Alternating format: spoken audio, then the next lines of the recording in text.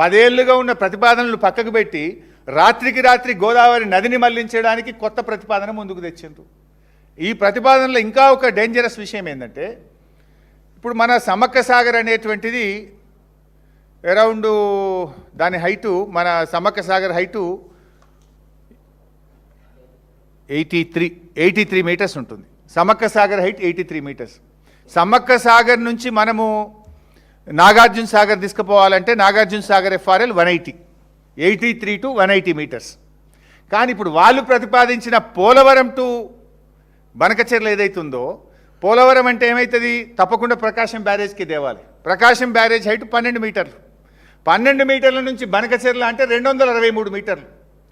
అంటే ఇప్పుడు తెలంగాణ భూభాగం నుంచి తీసుకుపోతే 97 మీటర్ల లిఫ్టు, ఇప్పుడు వాళ్ళ పోలవరం నుంచి బనకచెర్ల తీసుకుపోతే 250 మీటర్ల లిఫ్టు. ఎంత లిఫ్ట్ పెరుగుతుంది? ఎక్కడ 97, ఎక్కడ 250, దాదాపు 153 మీటర్ల లిఫ్ట్ పెరుగుతుంది. ప్రాజెక్ట్ కాస్ట్ పెరుగుతుంది, రికరింగ్ పెరుగుతుంది, ఎలక్ట్రిసిటీ బిల్లు పెరుగుతుంది, మెయింటెనెన్స్ పెరుగుతుంది, ప్రాజెక్ట్ కాస్ట్ పెరుగుతుంది. సెంట్రల్ వాటర్ కమిషను, NWDA వేసిన ప్రాథమిక అంచనాల ప్రకారం తెలంగాణ భూభాగం కింద నుండి గతంలో ప్రతిపాదించిన విధంగా ఇచ్చంపల్లి నుంచి నాగార్జున సాగర్ తీసుకుపోతేనేమో మన రాష్ట్రం గుండా పోతే 48,000 కోట్లతో ఈ ప్రాజెక్టు పూర్తవుతుంది. పోలవరం నుంచి బనకచెర్ల తీసుకుపోతేనేమో దీనికి 82,000 కోట్లు ఖర్చు అవుతుంది. అంటే ఖర్చు ఎక్కువ, మెయింటెనెన్స్ ఎక్కువ, ఒక రాష్ట్రానికి అన్యాయం చేస్తూ ఈ ప్రాజెక్టును తలపెడుతున్నారు. అంటే at the cost of Telangana. ఇప్పుడు కేంద్రం కూడా ఆలోచించాలన్నా వద్దా, బీజేపీ ప్రభుత్వం కూడా? అంటే ఒక రాష్ట్రాన్ని, ఈ రాష్ట్రం దేశంలో భాగం కాదా? మాకు ఈ దేశ ఫలాలు మా రాష్ట్రానికి అందకూడదా? ఇంటర్లింకింగ్ ఆఫ్ రివర్స్ నుంచి ఈ రాష్ట్రాన్ని ఎట్లా తొలగిస్తారు? ప్రాజెక్ట్ కాస్ట్ పెరిగినా కూడా దాన్ని ఎట్లా చేస్తారు? ఏ ప్రాజెక్ట్ అయినా చేసేటప్పుడు ప్రాజెక్ట్ వైబిలిటీ చూడరా? లోయెస్ట్ కాస్ట్లో ప్రాజెక్ట్ని ఎట్లా చేస్తారో చూడాల్సినటువంటి అవసరం ఉండదా? ఇలా ఈ రాష్ట్రానికి బీజేపీ ప్రభుత్వం కూడా మోసం చేస్తూ ఉంది. సార్ రేవంత్ రెడ్డి అంటే ఆయన సరెండర్ అయిపోయిండు, ఆయన గురుదక్షిణ చెల్లించుకునే పనిలో ఉన్నాడు. మరి పెద్దన్న పాత్ర పోషించాల్సిన బీజేపీ ఈ తెలంగాణ ప్రయోజనాల గురించి ఎందుకు ఆలోచించడం లేదు అని చెప్పి ఈరోజు మేము ప్రశ్నిస్తూ ఉన్నాం. ఇన్ఫ్యాక్ట్ ఈ లింకును మేం చెప్పడం కాదు, ఇప్పుడు ఈ ఆంధ్రప్రదేశ్ వాళ్ళు ఏమంటారు, కేఎల్ రావు మాకు గొప్పవాడు, కేఎల్ రావును మాకు ఆదర్శము అని చెప్పి చెప్తారు కదా. కేఎల్ రావు గారు కూడా తన ప్రతిపాదనలో ఈ interlinking of reverse, Godavari Kaveri అనుసంధానం తెలంగాణ నుండే వెళ్ళాలి అని ఆయన కూడా ప్రతిపాదించాడు. ఇది కేఎల్ రావు ప్లాన్. ఇది ఆ రోజుల్లో కేఎల్ రావు గారు కూడా గోదావరి కావేరి లింక్ అనేది ఇచ్చంపల్లి నుంచి తెలంగాణ భూభాగం నుంచి నాగార్జున సాగర్ కలపాలనే తన ప్రతిపాదనలో కూడా చెప్పారు. అంటే మీ కేఎల్ రావు చెప్పింది వినరు, ఒక రాష్ట్ర ప్రయోజనాలని పట్టించుకోరు, కేవలం ఆంధ్రప్రదేశ్ ప్రయోజనాలే ఈ దేశ ప్రయోజనాలు అన్నట్టుగా ఈరోజు కేంద్ర ప్రభుత్వం కూడా వ్యవహరిస్తూ ఉంది. అంటే ఇవాళ ఆంధ్రప్రదేశ్ యొక్క ఎంపీల చేతుల్లో కేంద్రం ఉండడం వల్ల ఇవాళ ఇంకొక రాష్ట్రాన్నే మర్చిపోతున్నారు. ఇక్కడ విషయం ఏంటంటే, మరి బీజేపీ ఎంపీలు ఏం చేస్తున్నారు మీరు కూడా ఆలోచించాలి కదా. 8 మంది ఎంపీలు, 2 కేంద్ర మంత్రులు ఉన్నారు, బండి సంజయ్ గారు, కిషన్ రెడ్డి గారు. మీకు బాధ్యత లేదా? రేవంత్ రెడ్డి అంటే సరెండర్ అయిండు. కనీసం మీరైనా ఈ రాష్ట్ర ప్రయోజనాల గురించి పట్టించుకుంటారా? మీరు కూడా ద్రోహులుగా మిగిలిపోతారా? ఇవాళ బీజేపీ నాయకులు ఆలోచించుకోవాల్సిన అవసరం ఉంది. ఇవాళ మొత్తం ఈ ఎపిసోడ్లో ఇంకా క్లుప్తంగా మీకు సింపుల్గా అర్థం కావాలంటే జరిగే నష్టం, మొదటి నష్టము గోదావరిలో మనకు 139 టీఎంసీలకు ఇంకా ప్రాజెక్టులు క్లియర్ కావాల్సినవి ఉన్నాయి. ఒకసారి లింక్ పూర్తయితే ఆ 139 వచ్చే అవకాశం పోతుంది. 74 టీఎంసీలు తెలంగాణకు రాకుండా పోతాయి. అంటే మొత్తం 139, 74 అంటే 213 టీఎంసీలు గోదావరిలో తెలంగాణ నష్టపోతుంది. నంబర్ 1. నంబర్ 2, కృష్ణానదిలో 90 టీఎంసీలు తెలంగాణ నష్టపోతుంది. ఇది ట్రిబ్యునల్ అవార్డు కొద్ది రోజుల్లో రాబోతూ ఉంది.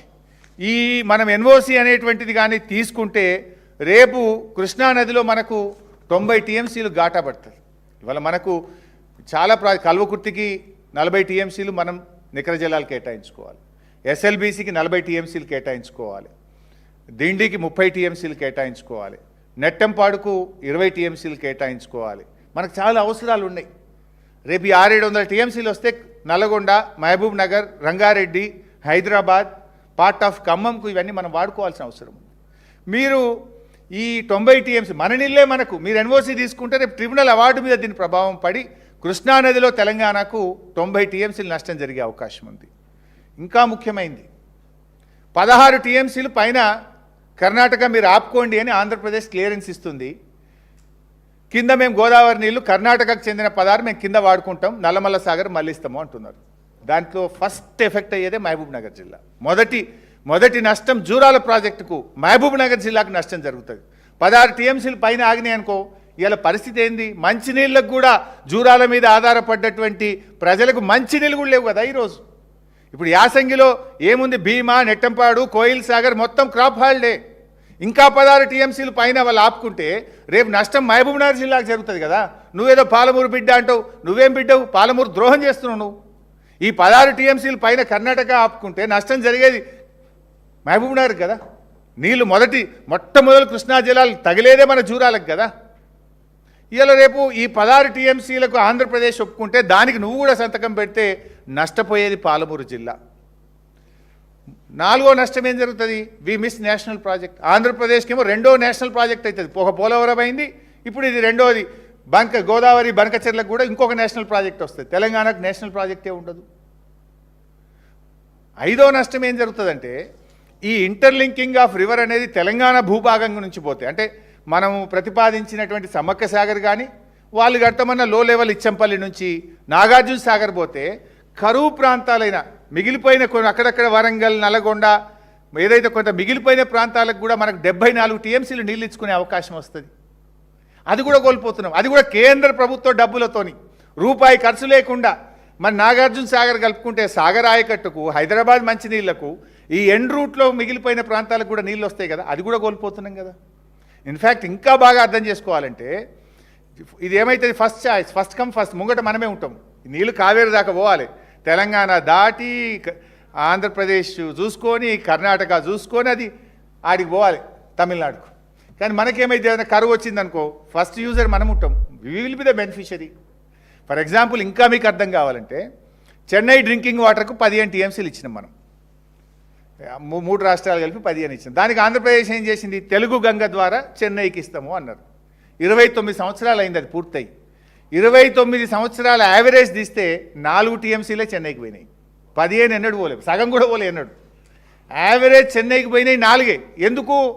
ఈ తెలుగు గంగ పోయేటప్పుడు ఇటు దిక్కు మోటార్లు వేసిరి, అటు దిక్కు మోటార్లు వేసిరి, రైతులు గుంజుకుండ్రి, పంటలు పండించుకుండ్రి. ఎవరిని కాదంటావు? ఏసీఆర్పీఎఫ్ ఏం చేస్తుంది?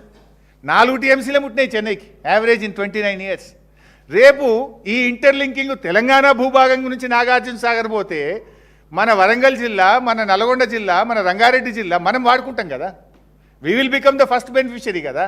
ఇటు 74 టీఎంసీల హక్కుతో పాటు పర్మనెంట్గా మనం ఒక గొప్ప అవకాశాన్ని తెలంగాణ కోల్పోతుంది కదా. మన రాష్ట్రాన్నే వదిలిపెట్టి కిందనే పట్టుకపోతాం. ప్రాజెక్ట్ కాస్ట్ 40,000 కోట్లు పెరిగినా సరే కిందికెళ్ళిపోతామంటే నువ్వు డూడు బస్వన్న లెక్క తలుపుడేంది?